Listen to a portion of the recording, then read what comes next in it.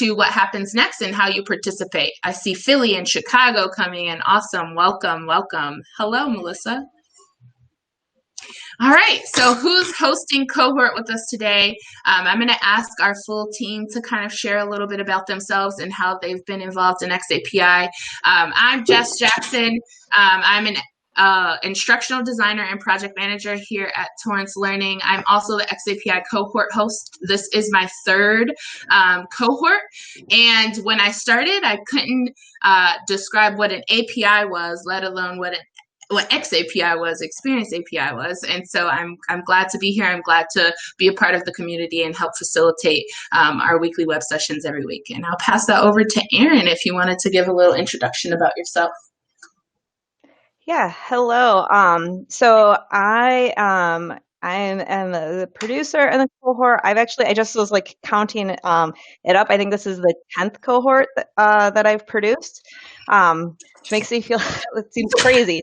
But I think that's right. So either 8 or 10, we're somewhere in those numbers. So I know Jess asked us to kind of explain something you could come to us for. So I'm here to support whatever technical needs we have. So if you have audio issues, if you have any questions, just helping to make sure everything runs smoothly throughout the sessions, get the recordings taken care of and out to you guys. And I think what I'm excited most about, I think this year is just, or this session is the number of people we have and trying out this new platform. So this is super exciting. It's great to see the faces of everyone and really hear some feedback on what people think about using it. So, and with that, I will hand it over to Megan, who's next in line.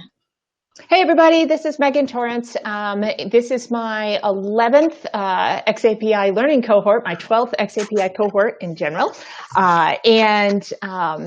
I am all things adoption. So there are lots of people working on the nitty-gritty of what the specification is itself and how it works. We've actually invited a whole bunch of those people to be guest speakers here, and Jess will tell you a little bit more about that in a minute.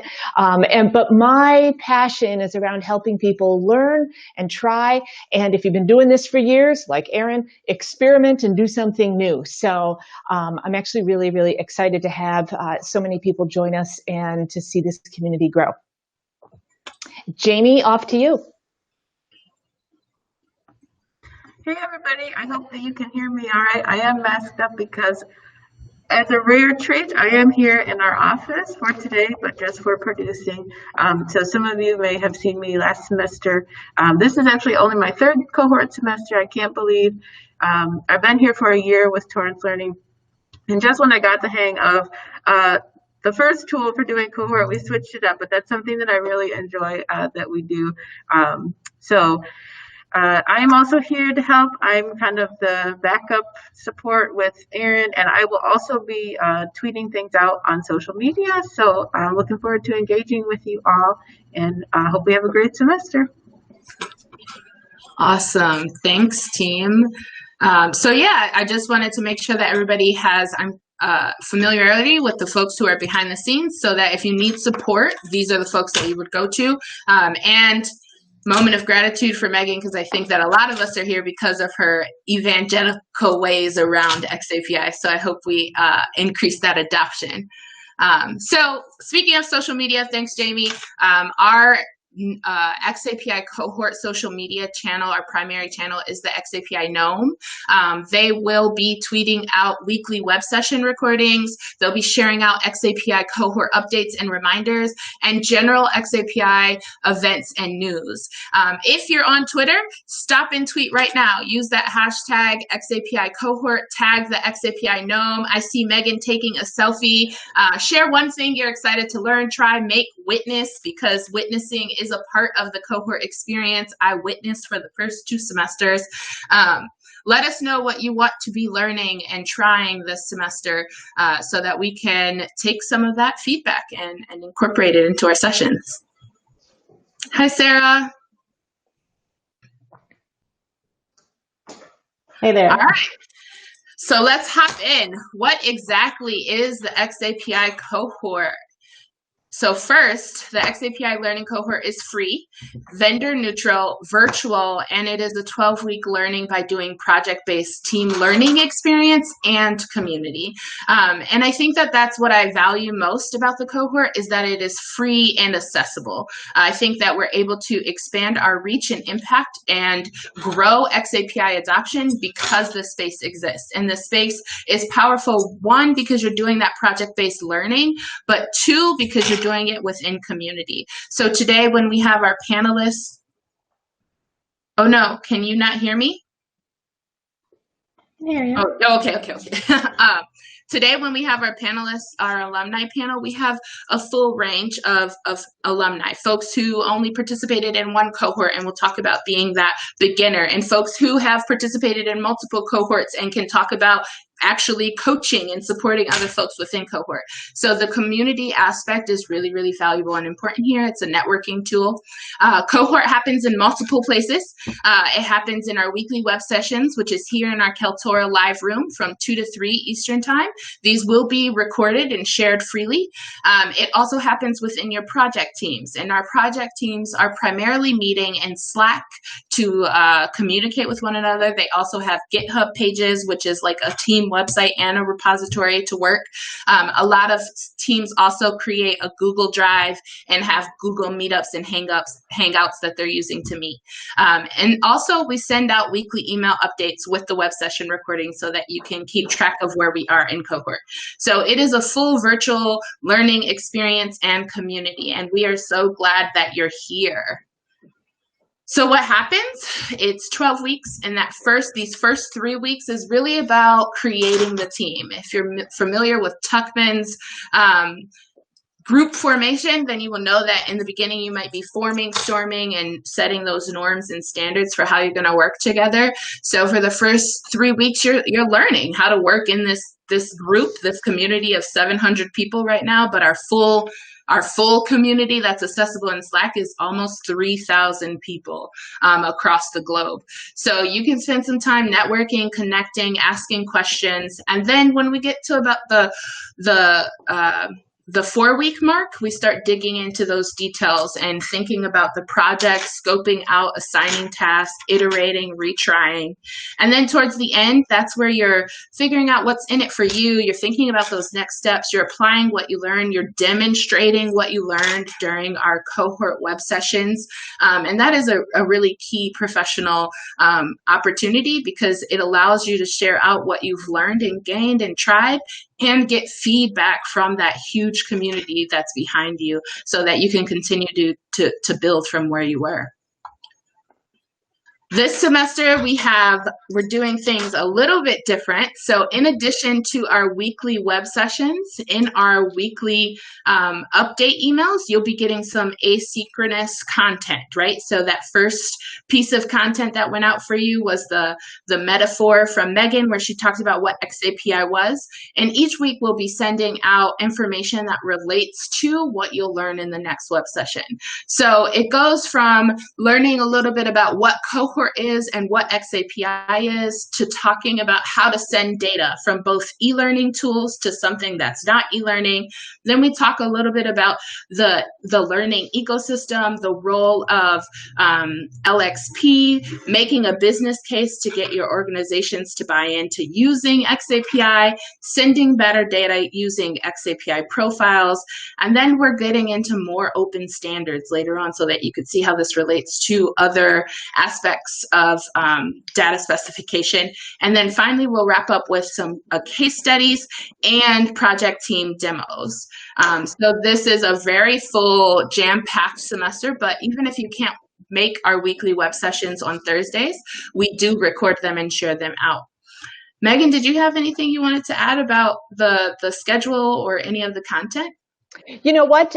So this is our draft schedule, and it'll adjust slightly as we go. I know we've got a couple of really interesting things in the works in addition to what you see here. I actually wanted to chime in. One thing Jess mentioned one slide ago was the adulation part and the professional development part.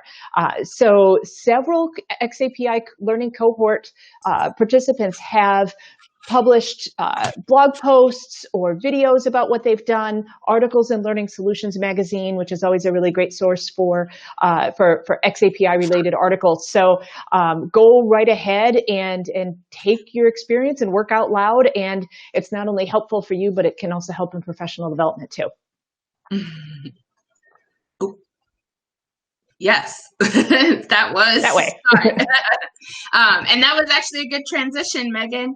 We're going to hop into your presentation, but yeah, when we think about working out loud and what that looks like, you can also share out some of your project information that you work on in the semester on your LinkedIn profile, right?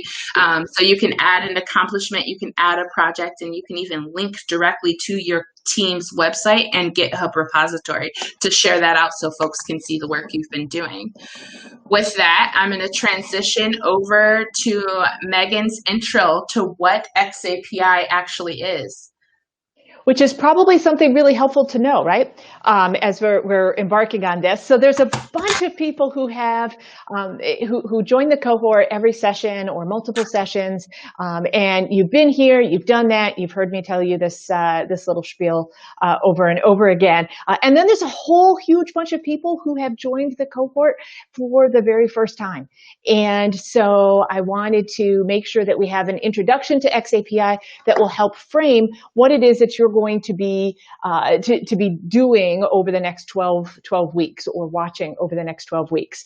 So what is xAPI? Well, let's start with what is the X. So X stands for experience. Notice this is not the L API. It's not just about learning, it's about learning and performance. So a very broad way, an API is an application programming interface. So if you, when Jess said, hey, go ahead and send a tweet, if you actually went to LinkedIn, made a LinkedIn post, and then clicked on the share this with Twitter, then an API is responsible for LinkedIn communicating a set of data to Twitter so that you are tweeting and posting all at the same time.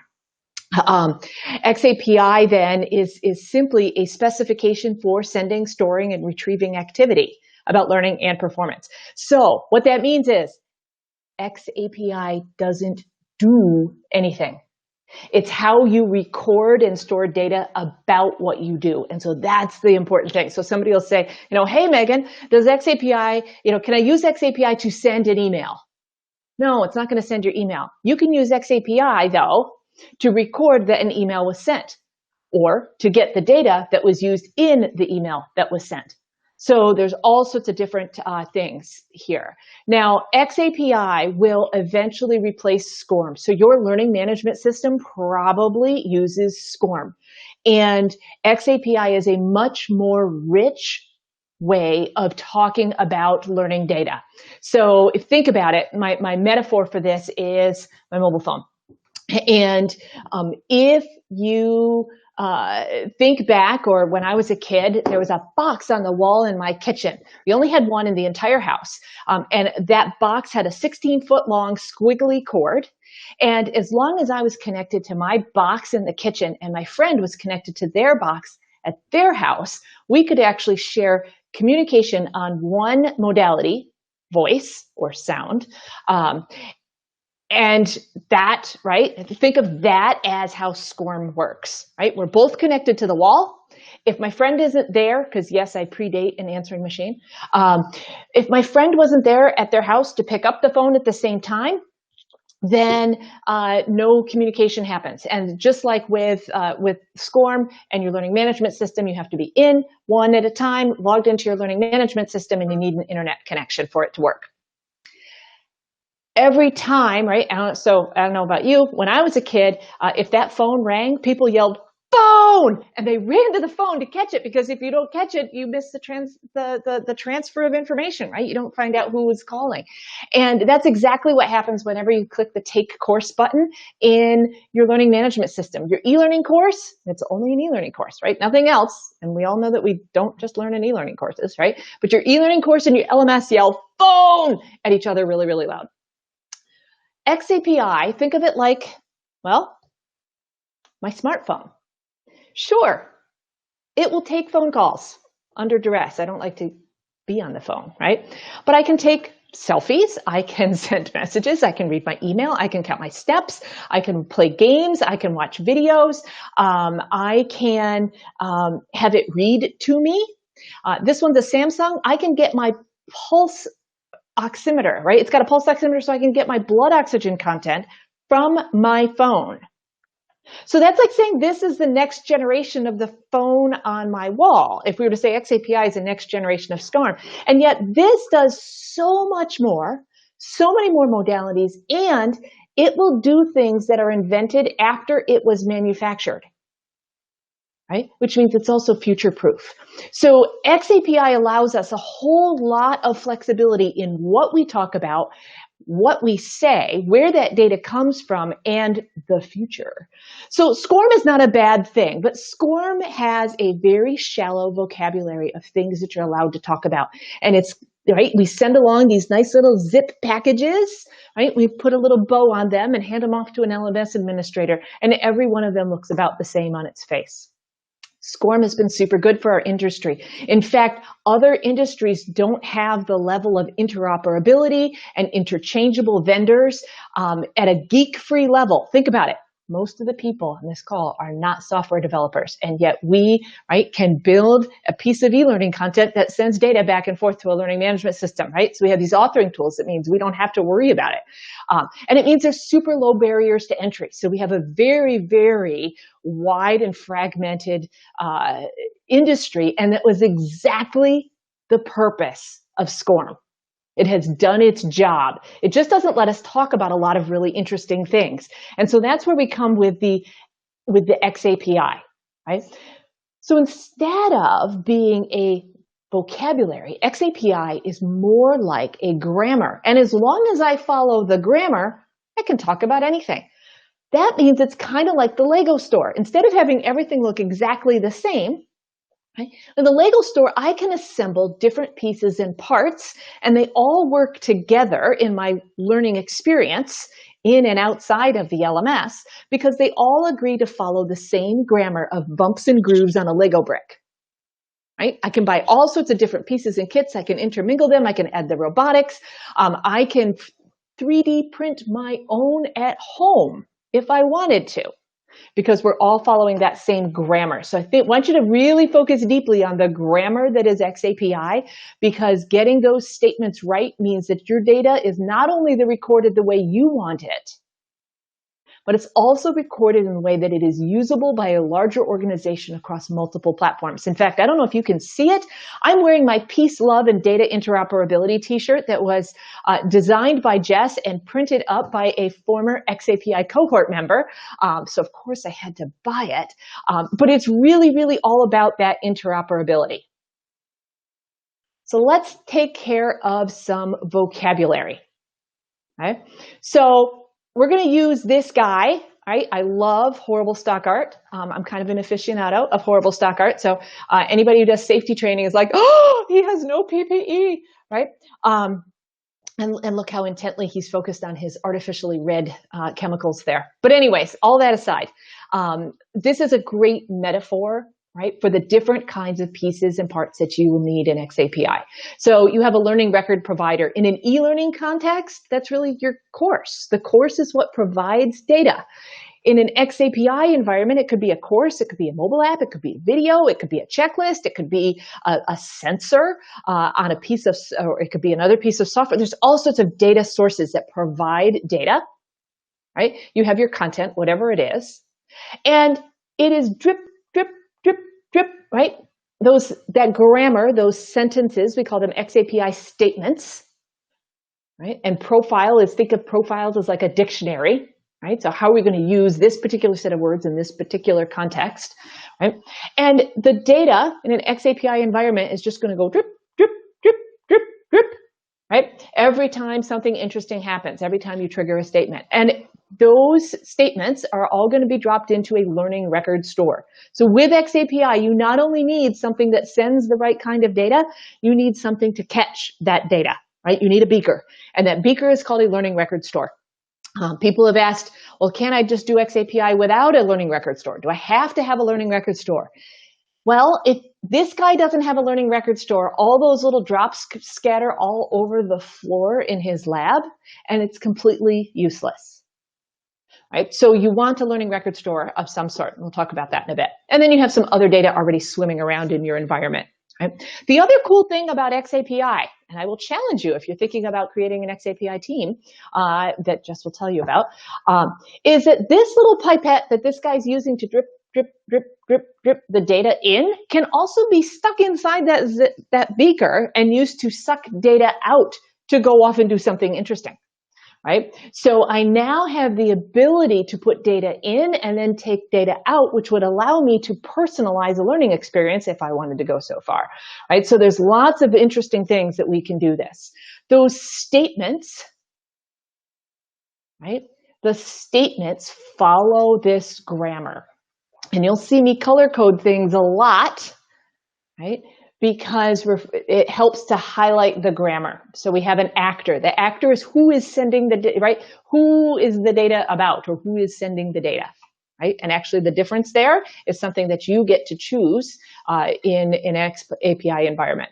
And then a verb. Verbs are super important in xAPI because that's what we're expressing what the action is on whatever object it is. And you'll notice here we have objects that look like courses. We have objects that look like on-the-job behaviors or practice activities. We have objects that look like simulations or actual events.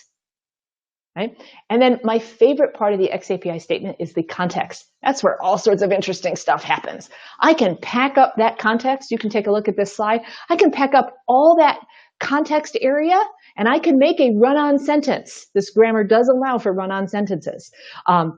That allows me to keep track of a ton of information about what's happening in this activity that I can then extract later. So think about this.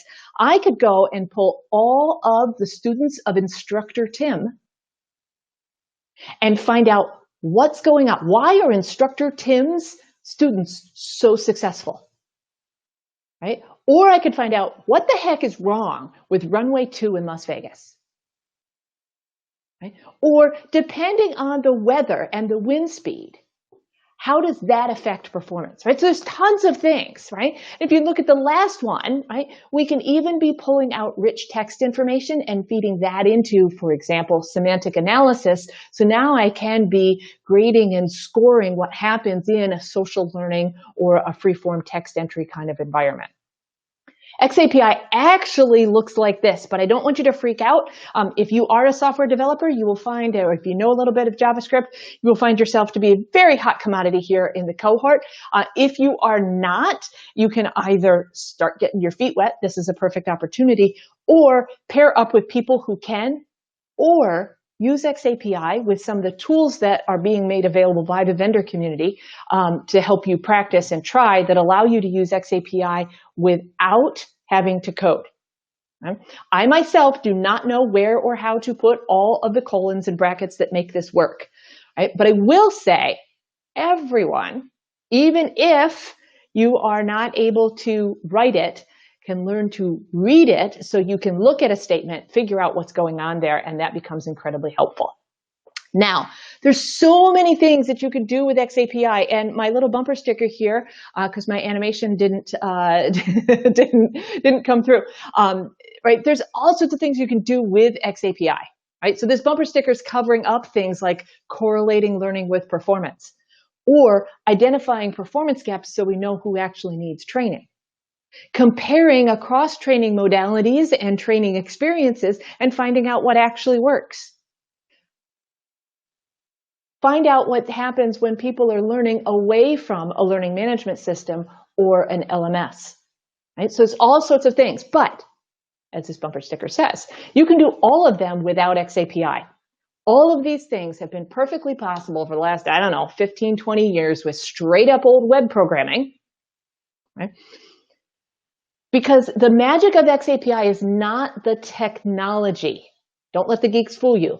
Actually, none of the geeks who come on this in this cohort are going to tell you that, right? The magic is not the technology. The technology is not complex or hard. The magic is an entire industry coming together to agree to share a common specification for how we talk about learning and performance, so that we have the same kind of interoperability and flexibility that we had with SCORM, but with xAPI. Right? So we have better data. So what are you going to do? First, you're going to send xAPI data. Okay. There are about 5 different ways in which you can send data. A lot of people start with their e-learning authoring tools because you know what? You've already got a tool that sends xAPI data if you've got one on right already. And we're going to talk about what tools those might be in a moment. Okay. So that's a place where a lot of people start, but I don't want you to stop there, because if all you're doing is xAPI within e-learning, you may be missing a much richer picture of learning and performance that happens outside of that e-learning course that xAPI is capable of tracking. Right? So there are lots and lots of products that are not e-learning that send xAPI data, and this is the number of these is growing. And I strongly recommend that you call up your favorite product vendor and say, hey, does this send xAPI data? And if they say, oh, we do lots of APIs, like, you don't want lots of APIs. You don't want to have to manage a bunch of APIs and connectors. You want the one xAPI that allows all of these tools to have all their data shared in the same spot. Okay. There are aggregator tools. So xAPI Apps is an aggregator tool that will allow me to assemble a bunch of things into a trackable path. Actually, the Kaltura Media Space video playlist, I can put a bunch of videos into a playlist, right? And it will send xAPI data about the activity across a number of playlists. So there's a number of different ways in which you can aggregate things into a trackable path. Degreed will send xAPI data. It will aggregate different pieces of content that themselves don't send data, and it will send xAPI data about them. Okay? You could write some custom code. It's not that hard, right? Your average software developer, you hand them the spec or give them the link to the spec, and they'll say, all right, if that's how you want your data, right? It's not that hard. And then you can import or connect, right, from business data from other large sources. So people say, hey, does Salesforce.com send xAPI data? No. But Salesforce.com has a ton of data that can be expressed as xAPI data, right? You have to do some conversion. Right? And some of the learning record stores already have a converter, right? And then you have your data. Now, right, the folks that can, this is not a Kaltura commercial, but I think you'll hear from Jeff Rubinstein in a few weeks that the folks at Kaltura were just like, yeah, sure, it's just another data source. Right? Another way of expressing the data. So I think that you'll find that some of these larger platforms will start moving in that general direction. So the question, and I will say, for those of you who are going, the chat is small enough and just faint enough that I'm not able to see it as it goes by. So I'm not able to grab questions. So Jess, if there's any questions, or Aaron or Jamie, if there's any questions that need to come back to, I can get that for sure. Right? Actually, Megan, I'm going to interrupt you for 1 second. Yeah. Along those lines, if people have specific questions that they're looking, rather than just like chatting and sharing information, if you could put the questions, there's a question mark in the chat, tab over to that chat and put the question there. That way we'll be sure we don't miss it and it gets addressed. So that's all. Yeah. I'll let you jump back in. Oh, thanks, Erin. No, that's a really great point. And actually, that's a great point when you have a very, very specific question that only the speaker can answer. One thing that you will definitely notice, though, if you scroll through the chat, is that there are people in this cohort who know the answers. So the cohort team is not the only source for the answers. And actually, that's the beautiful thing about the cohort. And so the instructional designer in me loves this part, right? You have a learning community that is self-supporting. So there's lots and lots of good answers in the community. So the one thing you need, the most important thing that you need to take away from any of the slides I'm going to show you today that involve logos is that this is always an incomplete list because it is always growing and there's not much more in life that makes me happier. You know, actually, the only thing in life that makes me happier is the growth of the xAPI cohort community, which is just busting it out here. So there are lots of tools that send varying levels of data, and you can explore that a little bit in Cohort. There are other data providers that send xAPI data, right? So there's lots and lots of things out there. Okay? And we'll get into some of these, and actually I think we have an article on evaluating your vendors in a little bit. You're then going to need to receive xAPI data, right? So you need that learning record store. There is something called conformance, which is an open source test for a learning record store to prove that it does all the things that you expect it to do. That's important. And a learning record store is not a learning management system. So a learning management system, okay, hosts your courses and serves them up to people. It manages who your audiences are, who's supposed to take training, who's not supposed to take training. It messages people. It may host live classes, register people. A learning management system does so much. Inside your learning management system is a SCORM database and a reporting engine. An xAPI, right, an LRS, right, is more equivalent to the SCORM database inside your learning management system than the learning management system broadly, right? That gives you a couple of options, right? So you can either get a learning management system that has a learning record store inside, right? Then you have all the things that you need. Or you can send your data, right, out of your learning management system to a separate learning record store that's also collecting data from other sources. You could build your own learning record store. xAPI, including the specification for the learning record store, is an open specification. It is free. It is available to anyone. You are more than welcome to go out and do that. Most people will choose to purchase a learning record store rather than buy one. So, again, more dangerous slides. There are a number of conformant, commercially available learning record stores out there. Right? And we can get some of these slides and some of this information out into the Slack community also, as well as the recording of this.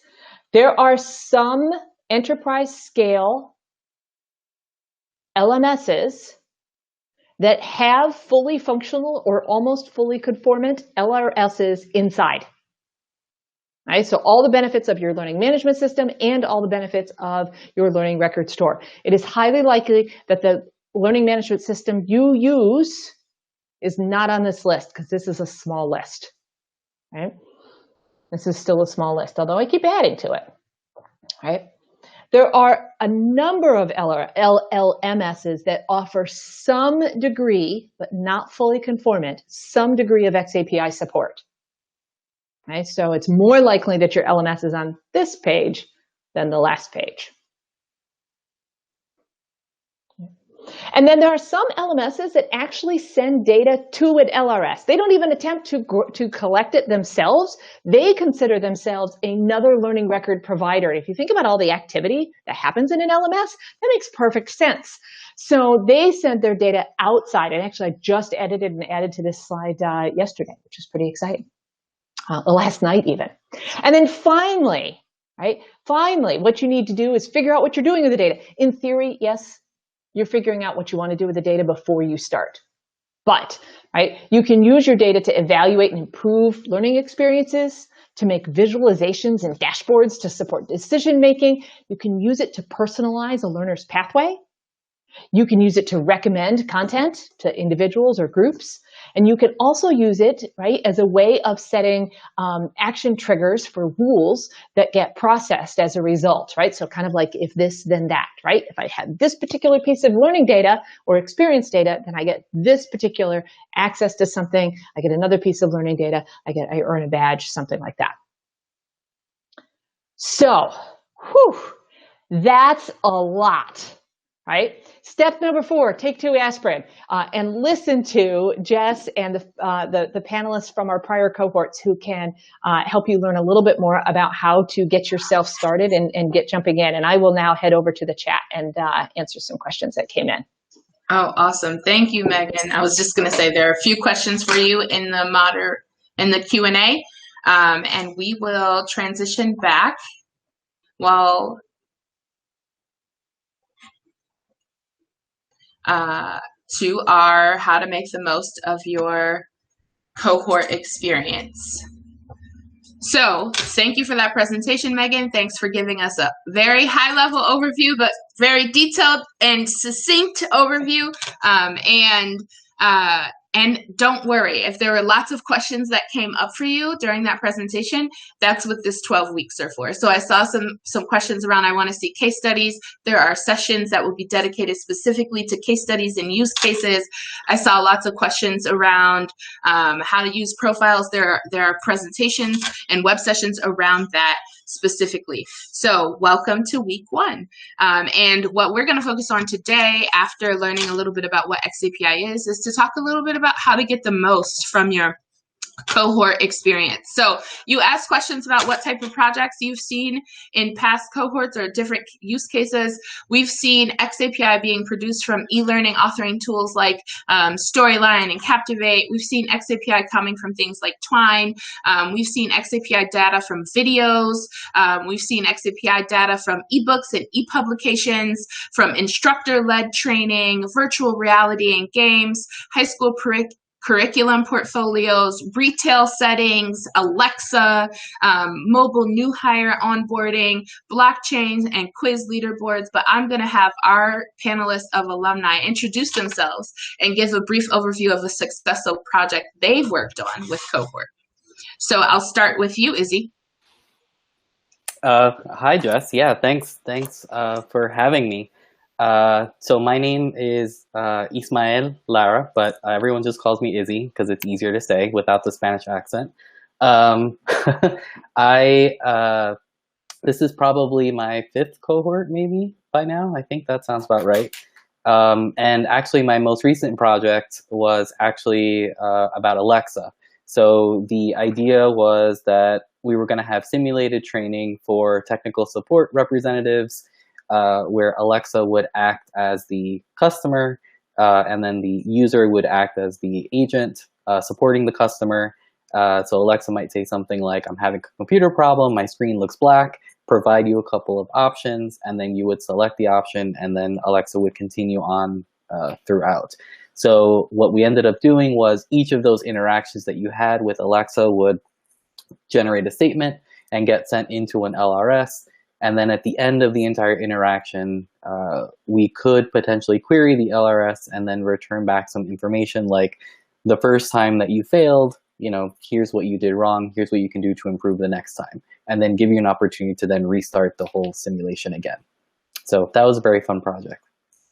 Awesome. Thanks for sharing. Ismael? Ismael. Ismael. And Joanne, would you like to share? Okay, yes, I'm Joanne Rosequist, and I come from a different background. I'm from early childhood education and STEM.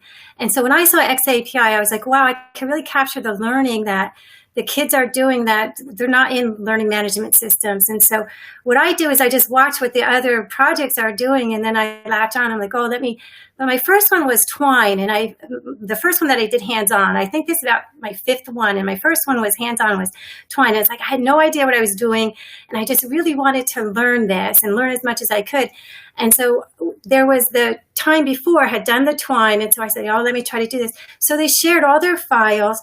And then some of the team from previous joined, and we would meet together on weekends, and we would hit a wall, and then we would just go into the group, during the Thursday meetings and just say, we're really hitting a wall here. And people would join us on the weekend and share their files, show us what it is. And it was just such a great experience for me. And then it's like, I just keep joining, time and time after, because the learning that happens, the project, I'm just learning so much about how people learn together, and it's just a wonderful experience. And I just, look first, but then really jump in and get involved.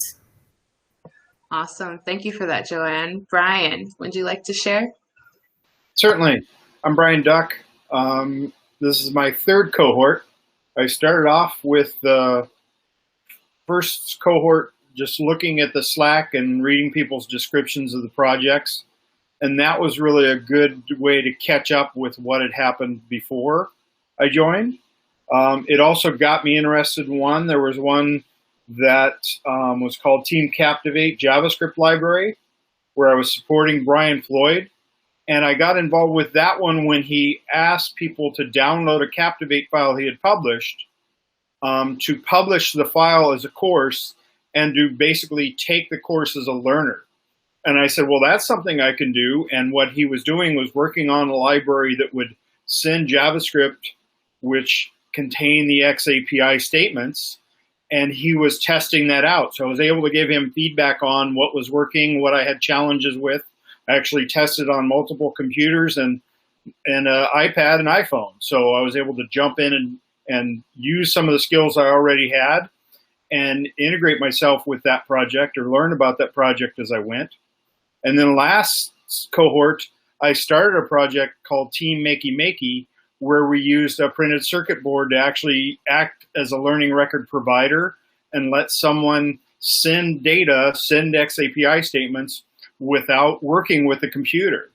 So we were able to build what we call a learning record provider that someone can interact with a device rather than the laptop and the computer.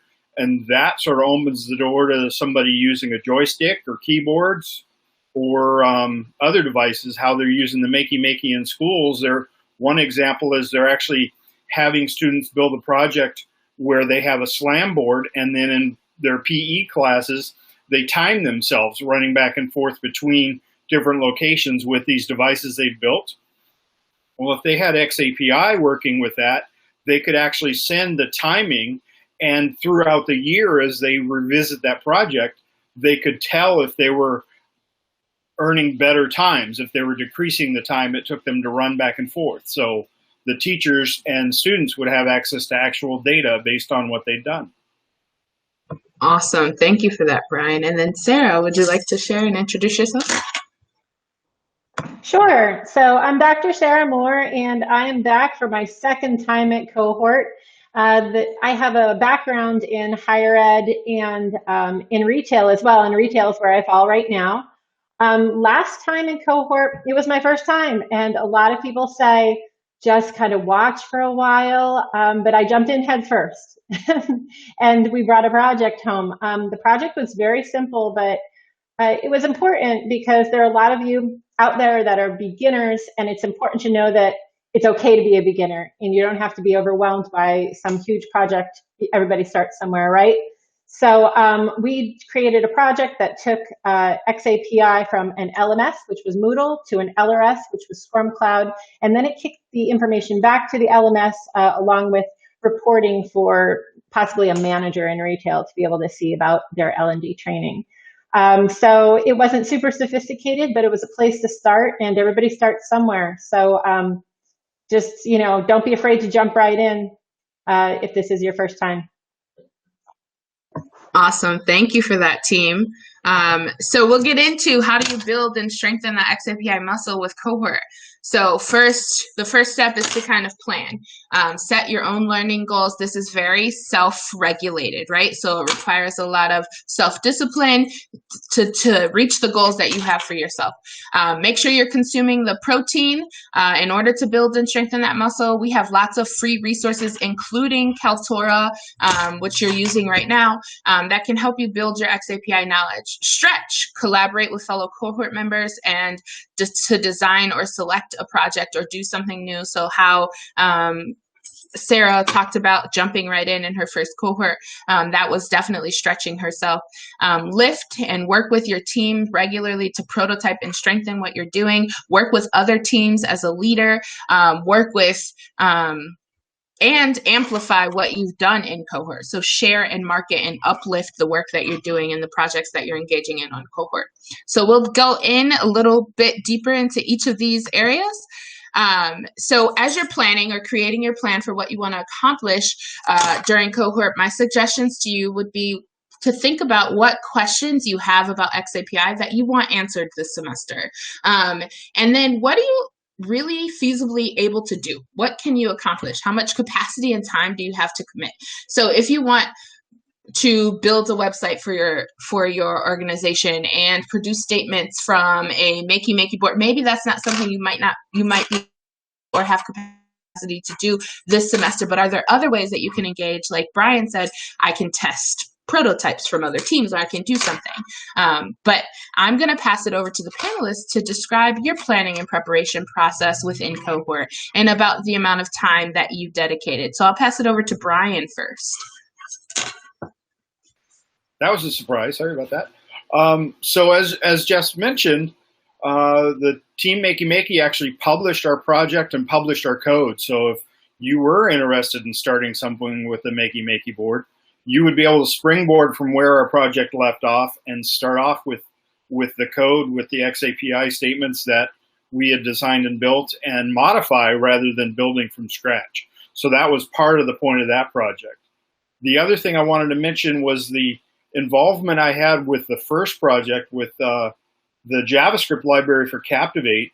That was only a couple hours a week. I was just looking at what I could read up on other projects on Slack and some of the other social media devices. And then I got involved because Brian Floyd had published that file and asked for feedback on it. So that sort of drew me in because it was something, as I mentioned before, it was something I knew I could do. The Makey project was more of me understanding what the capabilities were with Makey and having a desire to use that to trigger the xAPI statements. And I knew there were xAPI libraries out there, so we wouldn't be building it from scratch. So I actually started by researching the Makey device and researching the libraries. And then I was lucky enough to have Joanne and a couple other members come on board.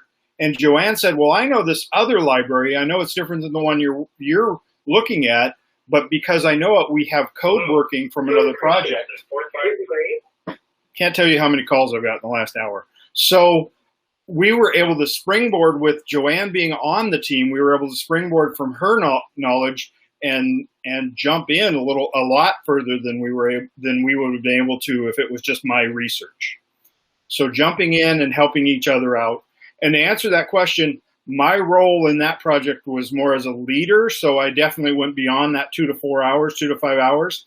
Some of the project I was working 5 or 10 hours before each weekly cycle, but then other times it was more how much interaction did we have, how much involvement did we have with the team members. So we may have had 1 or 2 meetings a week for an hour and a half an hour, just depending on people's schedule. And we actually had some offset where 1 or 2 members of the team couldn't make one, but they could make another. So we started making videos of our progress and sharing that as a way to catch each other up. And that worked out really well. Awesome. Thank you, Brian. Ismail?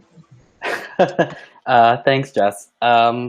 Yeah, so I remember back in my first cohort, I really didn't do much. I spent maybe like an hour or 2 a week, and one of those hours was just joining the cohort, and the other hour was maybe like looking at Slack, following up on a couple of things that other people were maybe doing.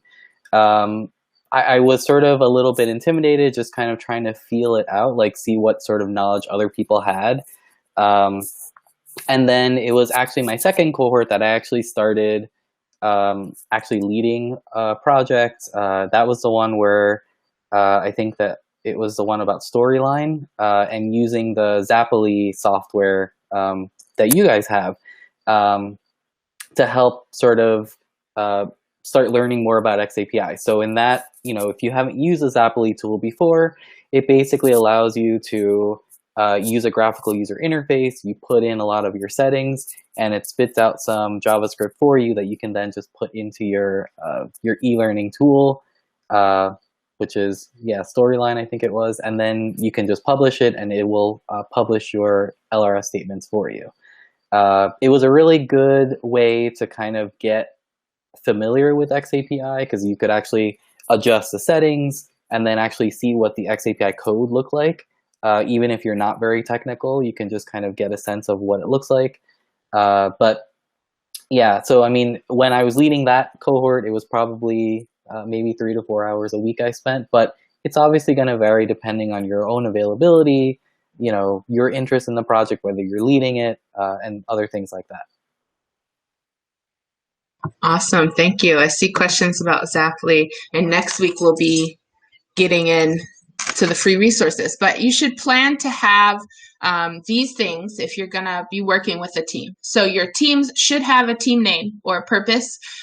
There should be a Slack channel dedicated to your team, a project brief that includes questions or an area that you're intending to explore, a use case to provide context, a time and means of meeting, a statement sender, so that's that learning record provider. It could be the Makey board, it could be Alexa, it could be Storyline. A weekly update in GitHub, and your weekly updates are due by COB, whatever that means for you, on Wednesday. So it could be Wednesday night. I do ask that you get them in because on Thursday morning, my first task on Thursday morning is to go through and review them and get ready to facilitate the web sessions.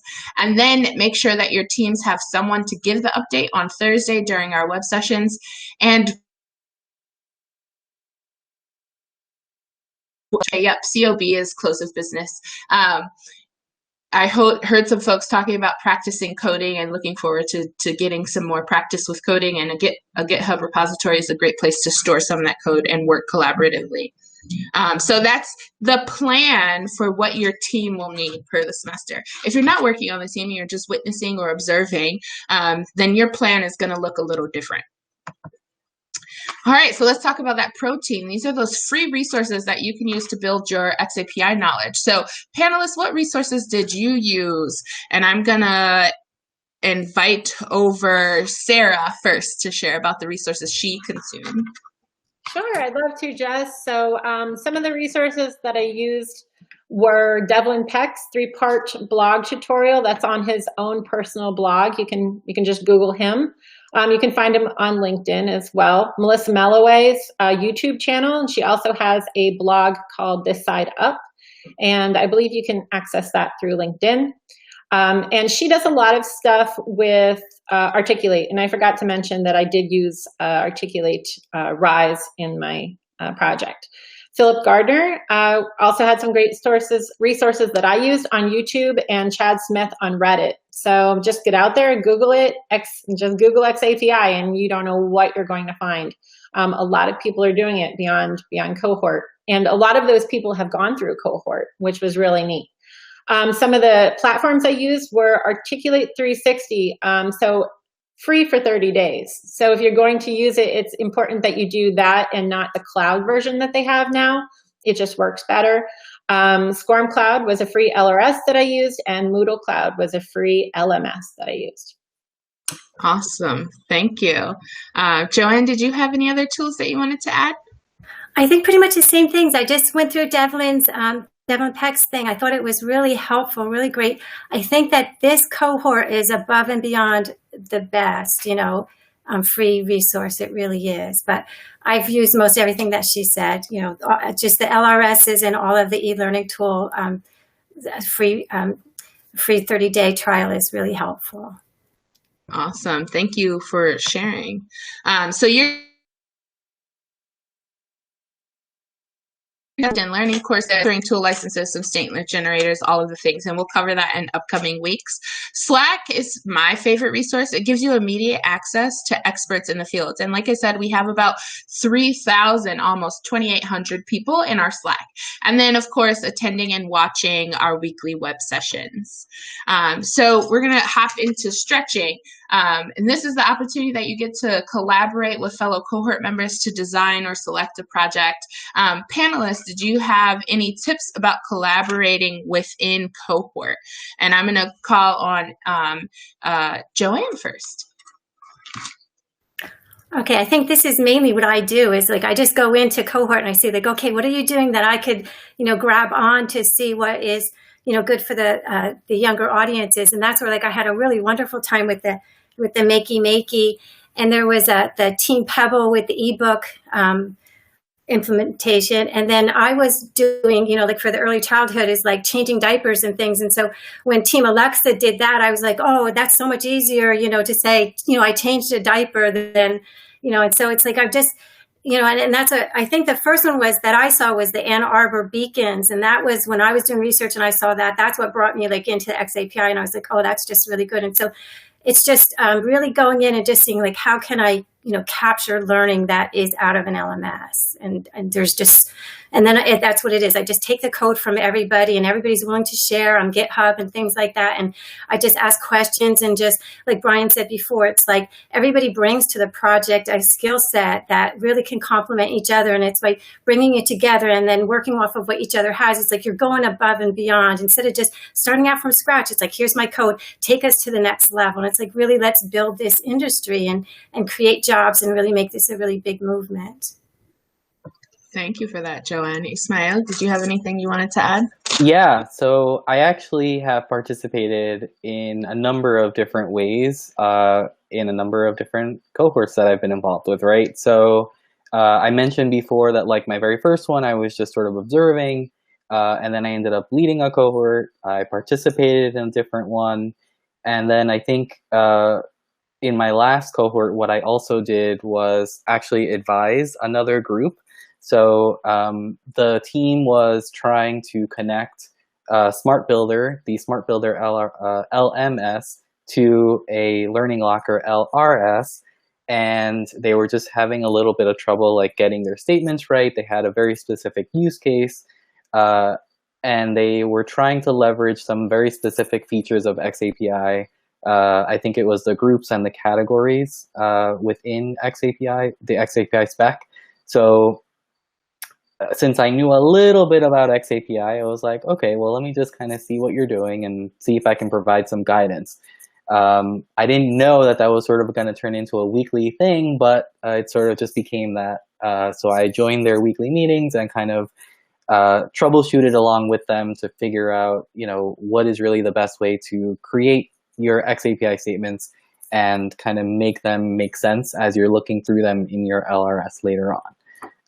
The other thing that I would say in terms of collaborating with other people is really setting time. I think the most important thing that I did was actually dedicate time on my calendar. So an hour for this cohort, and maybe, if you have 2 hours on Friday to dedicate to doing xAPI related stuff, then you should just book it on your calendar so that way it's a thing that you're doing constantly. Awesome. Thank you for that. And I do about to hit the top of the hour. We're going to continue going and just have the recording. So if you have to hop off, I understand, and you'll be able to access the recording later on to get the rest of this information. So some suggestions that we have, and these were all actually sourced for help. I see so many folks asking questions. Our community is huge and has so much knowledge. Like we said, some of the folks in our Slack were actually involved with creating the specification and advancing the specification and have a ton of knowledge. Engage on social media. Use xAPI, the hashtag xAPI Cohort. Review team sites. And we have a really, really great website now that you can go to and see past team website for the previous 2 cohorts. And then be respectful and welcoming. There might be folks who might not have, but we're all at different levels, and we want to be respectful and welcoming to everyone. So there's no such thing as a bad question. And to the point of questions, we see lots of questions coming in the Q&A. Some of those can be asked directly in the chat. Our community has a lot of knowledge as well, so feel free to throw those in the chat as well. All right, and the last section of this strengthening your xAPI muscle is to work with your team regularly and to prototype. So I'm going to pass it over to Brian. Working together, and did your experience with Cohort at all? How did you go about doing that? Certainly. Thanks, Jess. I'm going to focus in on the Team Makey, which was last cohort. We started with infrequent meetings and timed them initially right after this presentation, just because I knew everybody was nearby their computer.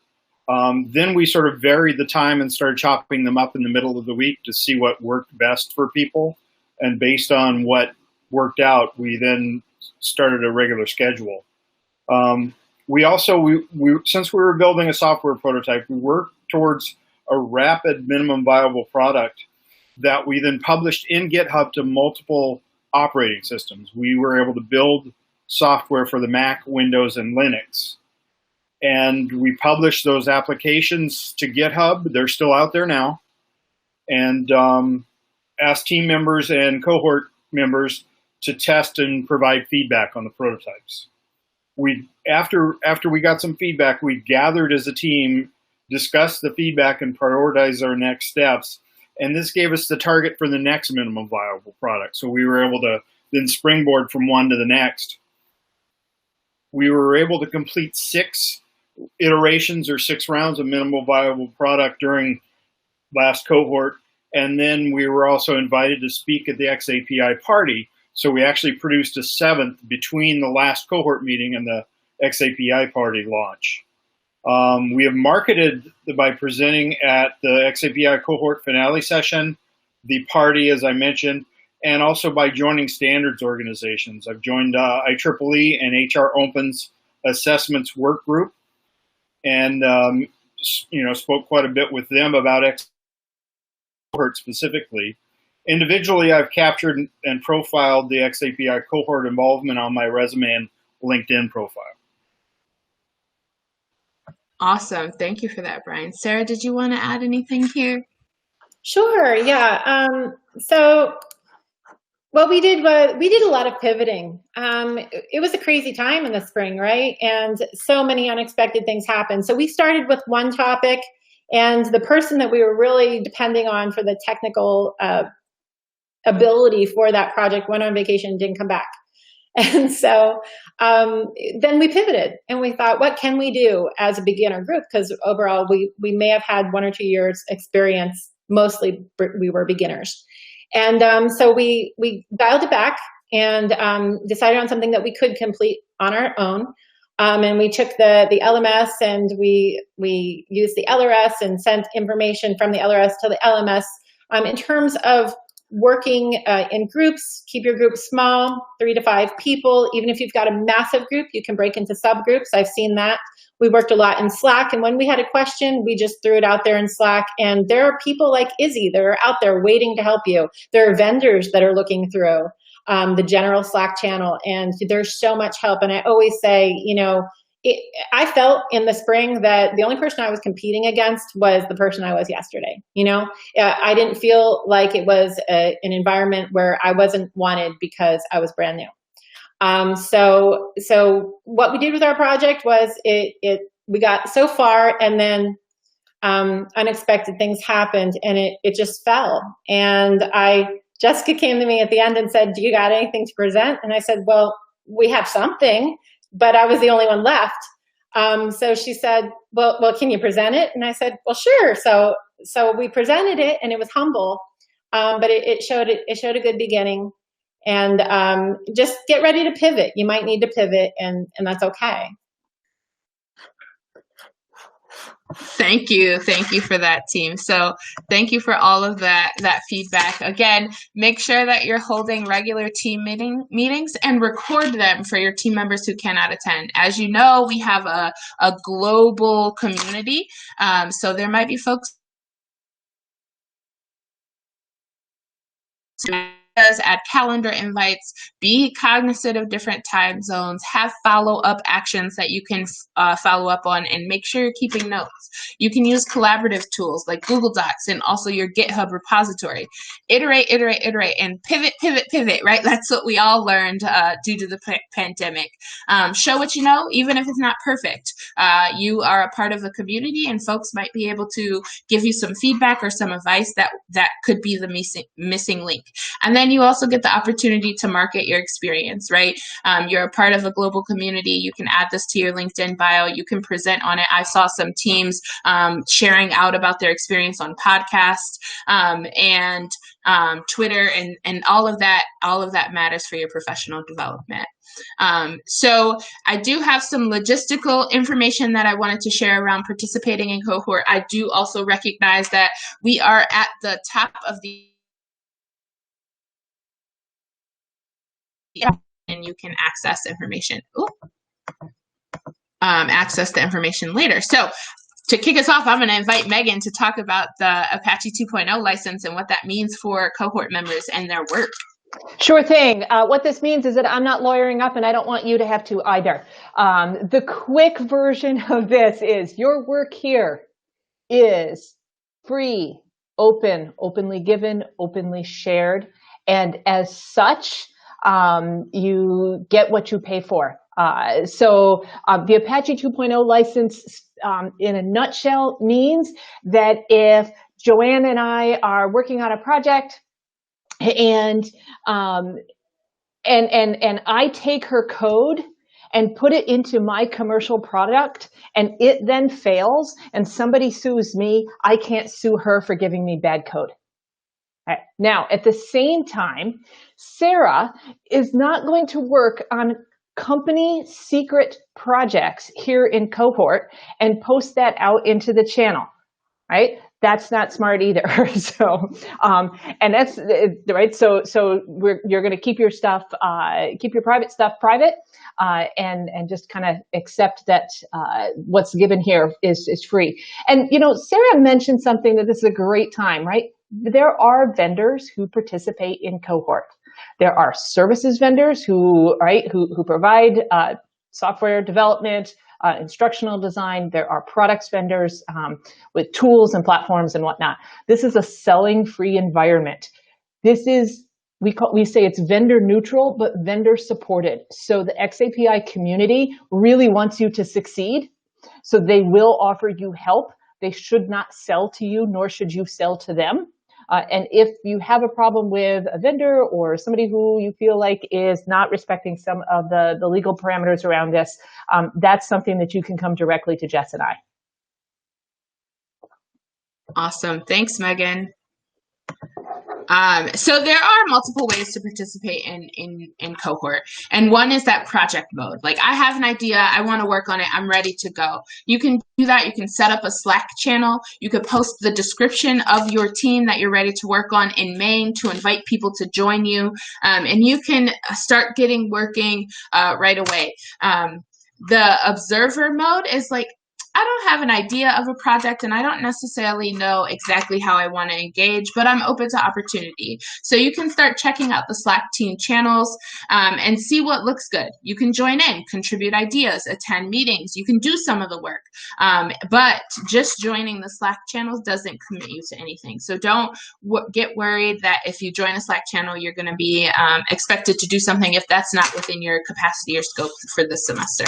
And then there's web session mode where folks are I just want to learn more about xAPI and I'm just going to attend the web sessions. And that's perfectly fine as well. What I love about xAPI is it's flexible, open, and free. So you can hop in and hop out however you see fit. And Sarah said it best. We had lots of pivoting last semester, and that is pretty much our reality all the time. So where does Cohort happen? So it happens here weekly in our Kaltura live room. This is where our weekly web sessions will be facilitated. And then we will also host them in our Kaltura media space and on our xAPI website, which is xapicohort.com. It happens in Slack between teams. And there are also other conversations which we'll hop into and show you some ways to engage into the Cohort Slack. It happens in GitHub. I want to see those team updates. And that's also where the file repository is as well.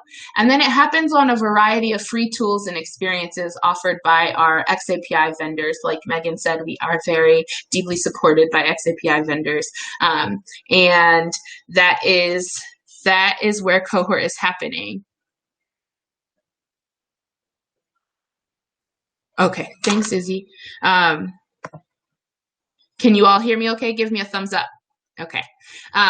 So I'm going to go quickly into what our xAPI Cohort Slack channel is. So our Slack workspace. So the workspace is xAPI Cohort, and within the workspace, there are many channels. So there are the main channel, which is where most of the action is happening. There are team channels, and you can check out some of the teams are left remaining from last semester because they're going to pick back up and keep doing work there. There are discussion channels where you can share and discuss things. There are meetup channels, though I don't think we'll be using that much much during the pandemic. And there are even job boards. So there are so many ways to engage on Slack when you are using Slack for Cohort. Within the team channels, you should set a purpose. So an example, this is Team Excel. They're exploring what types of data can be transferred and other sources. There are 4 members there, and that is how you access the teams. And if you are looking, so the main resources, the cohort-wide discussions. So this is everyone in cohort gets added to the main channel, the resources channel, and the social channel. Those are cohort-wide discussions. There are conversations that are not projects, but are just discussions around technologies, and those start with discuss. And you can join those channels by going into the Slack and looking for different channels and joining them.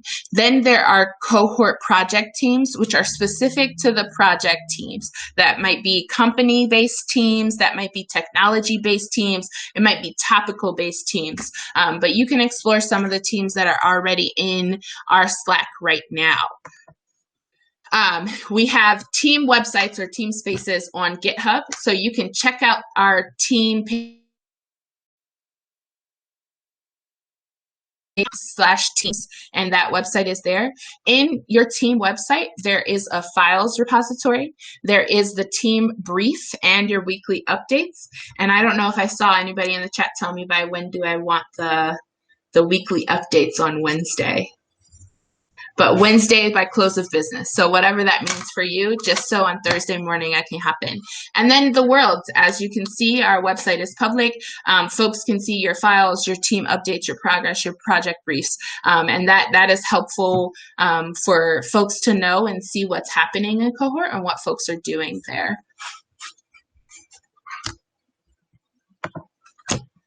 All right, so we're ending the first web about what's okay to be feeling right now, what's okay to be doing in cohort. It's completely okay to not know anything about xAPI right now. I hosted my first cohort web session without knowing anything about xAPI, and now I can talk about it. I know what it does. I've seen different use cases. You're here for learning. We're all here for knowing. It's also completely okay to know a lot about xAPI right now. We need both of these perspectives. All of these perspectives are important to the progress of all of our learners. It's really important. It's okay to not know anything about coding. I still don't know anything about coding, though I am more knowledgeable on xAPI. It's completely okay to not know anything about coding at the end of cohort. And it is completely okay to be an expert developer who's looking to lean in and help with the project. It's completely okay to not have any idea what to do for a team and not to know how you want to use xAPI. It's also okay to have an idea for a team and not have anyone in your group. And it is also okay to continue a project from a prior cohort.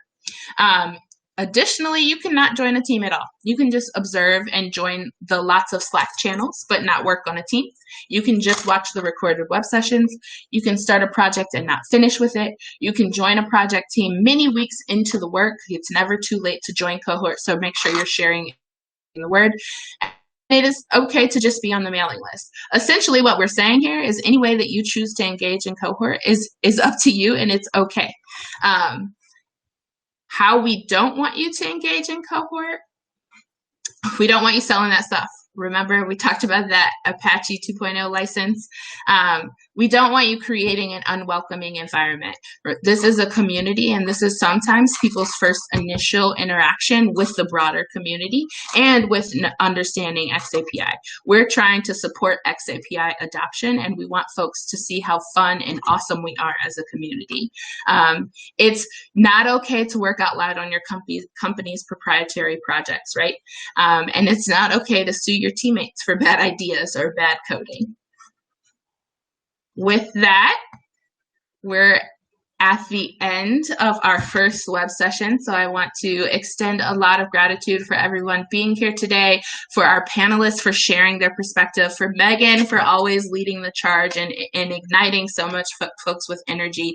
Thanks you all for being here. We're here every week at 2 o'clock p.m. right here in this live room. The website is there. It's also hosted on our xAPIcohort.com website. Next week, we're going to have a how to send data from e-learning tools by Leanne. She's going to talk about Storyline, and Brian is going to talk about Captivate and maybe a little bit of Rise. We have our party registration up and going. So the xAPI party is an opportunity to engage with a broader community, even outside of cohort, and learn a bunch of different things about xAPI. And it's all virtual now, so you can register there. And then, as always, if you have any questions, comments, or concerns, you can email me or message me in Slack. With that, I'll let you have the rest of your Thursday and have an awesome, awesome weekend. Bye, everyone.